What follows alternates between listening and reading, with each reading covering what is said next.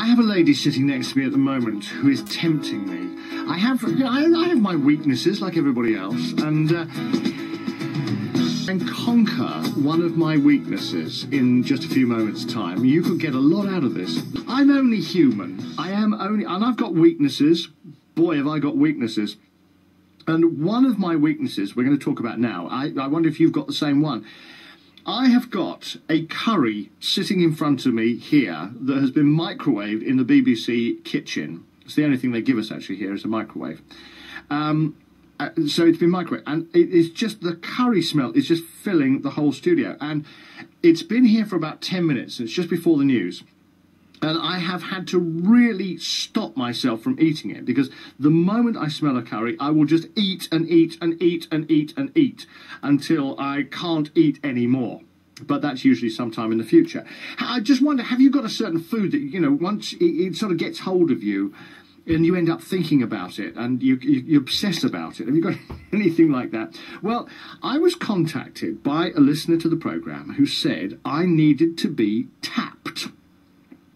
And apparently you can help with a whole range of different things, from phobias to cravings, by tapping. Now, I had never heard of it. Linda Anderson is based in Saffron Walden and is sitting with me next to the curry at the moment. Linda, hello. Thanks for coming in. Hi, Dave. What is tapping? Tapping, a very simple explanation, is that it's a really effective and powerful stress relief tool that is working with the meridian energy system. So it's based on ancient Chinese methods of addressing the body, but really we're addressing the emotions through tapping on the acupuncture points.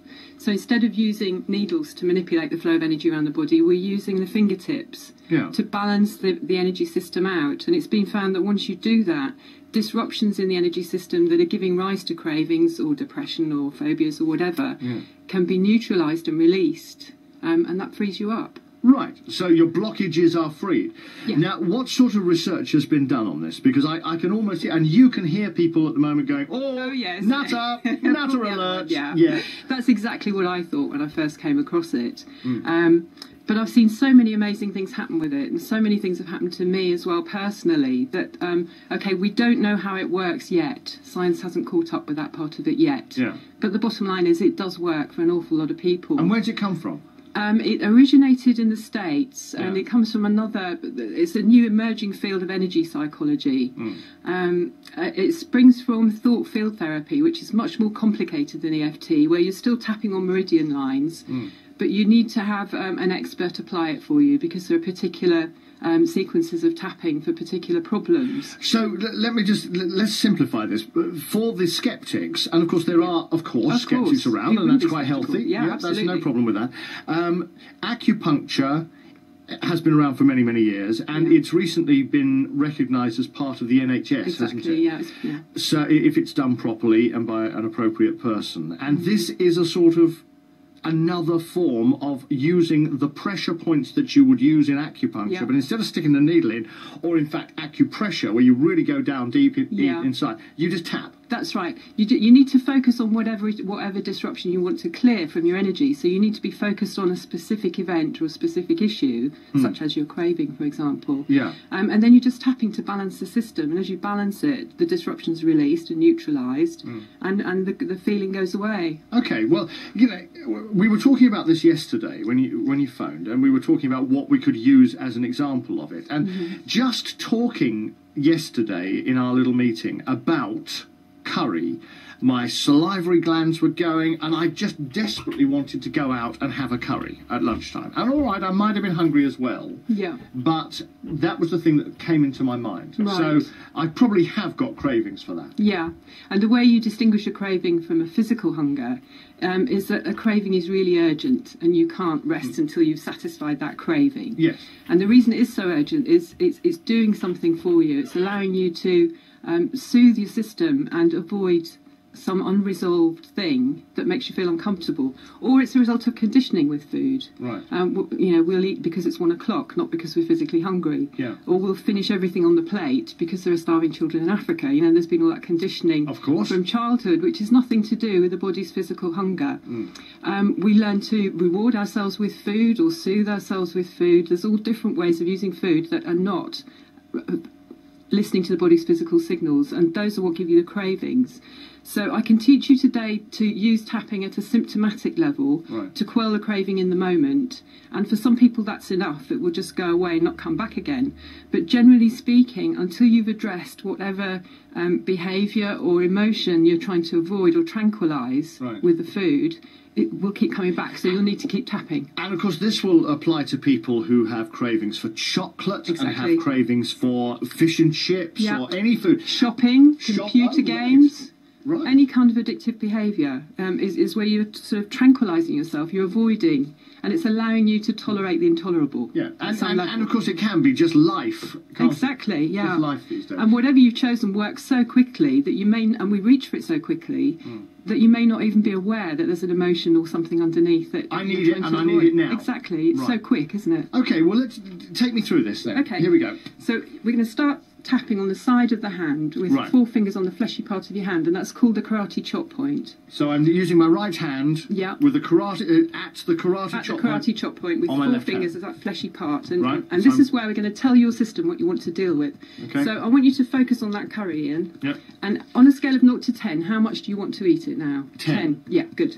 So here's where we're going to acknowledge the problem and tell your system what we're dealing with. So if you could say for me, even though I really want to eat that curry now, even though I really want to eat that curry now, I'm okay. I'm okay. Even though I really want to eat it all now, though I really want to eat it now, I'm okay, and I accept myself. And I accept myself. I accept myself. Even though I've got a real craving for curry. Even though I'm still tapping. Even though I've got a real craving for curry. And I can't stop until it's all gone. And I can't stop until it's all gone. I'm okay, and I accept myself. I'm okay, and I accept myself. And then we're going to tap round the points on the face and upper body. So the beginning of your eyebrow with a couple of fingers. Right. And you don't need to tap hard, but you want to feel the vibration and just say this craving. This craving. And then outside your eye, on the bone at the corner of your eye, yeah. This craving for curry. This craving for curry. And underneath your eye, directly under the pupil, this craving for curry. This craving for curry. And under your nose. And under my nose. I can't stop till it's all gone. I can't stop till it's all gone. On the chin, below your bottom lip. I wish I could eat it now. I wish I could eat it now. On the collarbone, just below the collarbone. So when you get the point, you can feel the vibration go up and down your body. Yep. That it looks so good, that curry. It looks so good. I can just imagine what it tastes like. I can just imagine what it tastes like. And then underneath your arm, about 4 inches down from the armpit, this craving for curry. This craving for curry. And top of the head, all over the top of your head. Got headphones on. Bounce around with your fingers. This craving for curry. This craving for curry. And that's around now. So I want you to take a deep breath. Right. And have a sip of water. Hang on. And then just look at the curry again. And your craving for it may have gone up, it may have gone down, it might be exactly the same. Can you just check in and tell me where you are with it? And I'm being very honest. Absolutely, I want you to be honest. I need you to be honest. It's slightly less. Slightly less. What number, if it was 10 before, what number 8. would you... 8. Okay, so we would keep going like this, and we can keep going perhaps when the music's on. And I don't know why, but it is. Slightly less. Yes. Yeah. Okay. And I don't know why. And this is very spooky. If you've just joined us on the Dave Monk programme, thank you, good morning. And I've still got a curry sitting next to me. It's cooling down now, but the smell is still there. Now, why have I got this? Because we decided yesterday that if there's one thing I tend to crave, it's curry. I love curry. But when it was put in front of me, I just wanted to eat it right now. So it probably is a craving. And I don't know if you've got similar cravings with, I don't know, some people have alcohol, some people have chocolate, some people have, who knows, various types of craving. And Linda Anderson, she taps. And you're saying that tapping can get rid of that. It can, yeah. It can get rid of it. It's probably best to say don't try this at home unless you know what you're doing. Well, I would say don't try it at home if you've got a psychotic illness of some kind or you're feeling particularly emotionally fragile, because I'm not there with you and I don't know what's going to come up with you for you. Yeah. But on the other hand, it's something that everybody can use and is encouraged to use for themselves on a daily basis, like brushing your hair or cleaning your teeth, it's a really good way to keep your energy system clear. And just to recap, if for anybody who missed it, what you're doing, you're using the acupuncture points, and instead of sticking a needle in, you're just tapping your fingers against them. That's right, yeah. Okay, back to the curry. Back to the curry. How much now do you want it, Dave, on a scale of 0 to 10? Still 8. Still 8, okay. Where do you feel the 8 in your body? If I were you, where would I be feeling that? Mouth. In your mouth, and what does it feel like? It feels like it wants curry inside it. Wants curry inside yeah. it, okay. So let's tap again then on the karate chop point. Karate chop point, left hand, tapping with my right hand fingers, okay? Okay, even though I still got some of this craving. Even though I've still got some of this craving. My mouth really wants that curry. My mouth really wants that curry. I'm okay and I accept myself. I'm okay and I accept myself. Even though I still got some of this craving. Even though I still got some of this craving. I could murder that curry right now. I could murder that curry right now. I'm okay and I accept myself. I'm okay and I accept myself. Even though I really, really want it now. Even though I really, really want it now. Don't take it away from me. Don't take it away from me. I'm okay and I accept myself. I'm okay and I accept myself. And then we tap around the points. So on the beginning of your eyebrow with a couple of fingers. Right, hang on, I've got glasses on. Hang on.